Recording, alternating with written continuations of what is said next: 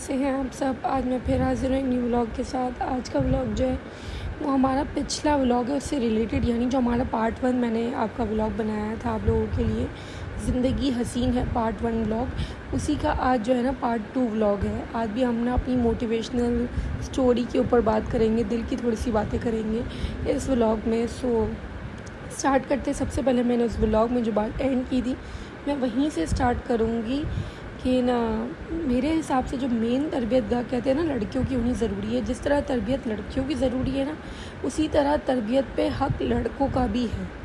उनकी तरबियत भी उतनी ही ज़रूरी है जितनी आप लड़कियों पे मेहनत करते हैं। लोग लड़कियों को सिखाते कि भाई अगले घर आपको जाना है, आपको अच्छी तरबियत की ज़रूरत है, आपको अच्छा समझना चाहिए, करना चाहिए, एडजस्ट होना चाहिए।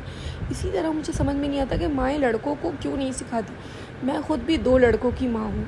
इंशाल्लाह मेरा इरादा ज़रूर है कि मैं इनकी ऐसी तरबियत करूँ कि आने वाली जो बंदी है, जो औरत है इनके घर में आएगी, इनकी ज़िंदगी में आएगी, वो खुश हो जाए कि मैंने इस हद दर्जा तरबियत अच्छी की है अपने बेटे की। क्योंकि जितनी तरबियत की ज़रूरत बेटियों को होती है उससे कहीं ज़्यादा बेटों को होती है, क्योंकि उन्हें जो है ना वो आने वाली को मैनेज करना है। आने वाली को तो सिर्फ एडजस्ट होना है, इनको तो अपने आने वाली को भी मैनेज करना है, उनको भी एडजस्ट करना है, उनको भी संभालना है और अपने घर वालों को भी साथ लेके चलना है। लड़कों का जो मेन होता है ना वो रोल यही है कि ज़िंदगी में उन्हें हर चीज़ को बैलेंस करके चलना है, चाहे वो फिर उनकी बीवी हो, चाहे वो फिर उनकी माँ हो, कि चाहे वो उनके घर वाले हो। हर किसी को जो है ना, एक लड़के को, एक आदमी को ना जो बैलेंस करके चलना पड़ता है और ये ज़रूरी है। जो लोग इसमें बैलेंस नहीं करते, जो लोग फ़र्क करते हैं ना, फिर उनका घर नहीं चलता और वही वजह जो है ना हमारी आजकल की डिवोर्स की वजह है।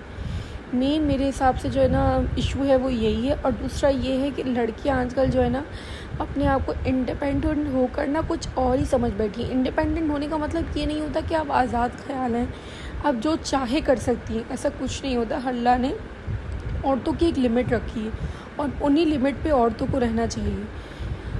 आज़ाद होने का मतलब हरगिज़ ये नहीं कि आप अपनी लिमिट्स भूल जाएं। आप आदमियों का मुकाबला कभी भी नहीं कर सकते। एक औरत कभी भी एक आदमी का मुकाबला नहीं कर सकती। आजकल जो इश्यूज़ आ रहा है कि औरत किसी से कम नहीं, हाँ किसी से कम नहीं है, बट वो एक आदमी का मुकाबला कभी भी नहीं कर सकती। सो इंडिपेंडेंट होने का मकसद ये हरगिज़ नहीं है कि एक आदमी से आप बढ़ चढ़ के बात करें, उसका मुकाबला करें।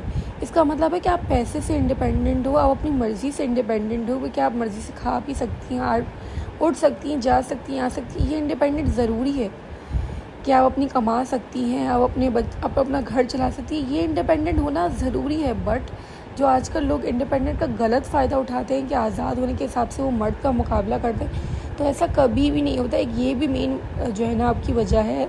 आजकल जो डिवोर्स जो है ना वो इन है, वो उसकी जो मेन वजूहात है ना उनमें से एक ये भी है।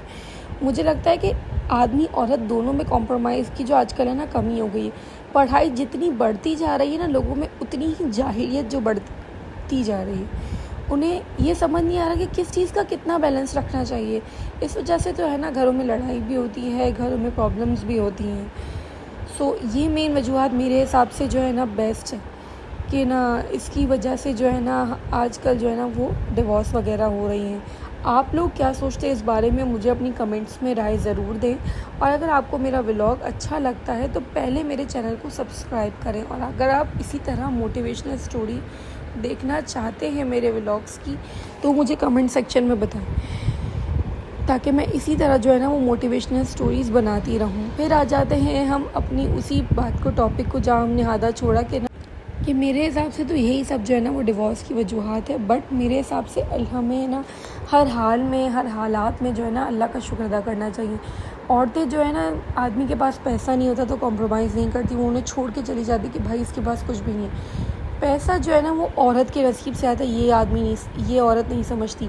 और आदमी जो है ना वो बीवी को इसलिए छोड़ देते क्योंकि उनके पास इससे औलाद नहीं है। ये भी इंसान को नहीं समझ में आता कि औलाद जो है ना वो आदमी के नसीब से आती है। जिस तरह रिस्क और पैसे की ताकत अल्लाह ने औरत के नसीब से लिखी है, इसी तरह और औलाद की जो है ना वो नेमत अल्लाह ने आदमी के नसीब से लिखी है। ये आदमी औरत दोनों एक दूसरे को इसी वजह से छोड़ देते हैं। आदमी के पास पैसा नहीं है तो औरत उसे छोड़ देती है, औरत के पास औलाद नहीं है तो आदमी उसे छोड़ देता है। हालांकि दोनों की वजूहात एक दूसरे से इंटरेक्शन करती हैं कि इनका इससे कोई लेना देना नहीं है, फिर भी लोग जो है ना वो कॉम्प्रोमाइज़ नहीं करते। इवन अल्लाह का शुक्र अदा नहीं करते। उम्मीद है आपको आज का व्लॉग अच्छा लगा होगा। फिर मिलेंगे नेक्स्ट मोटिवेशनल स्टोरी के साथ। तब तक के लिए अल्लाह हाफ़िज़। अपना बहुत ख्याल रखिएगा और मुझे कमेंट में अपनी बात ज़रूर बताएगा।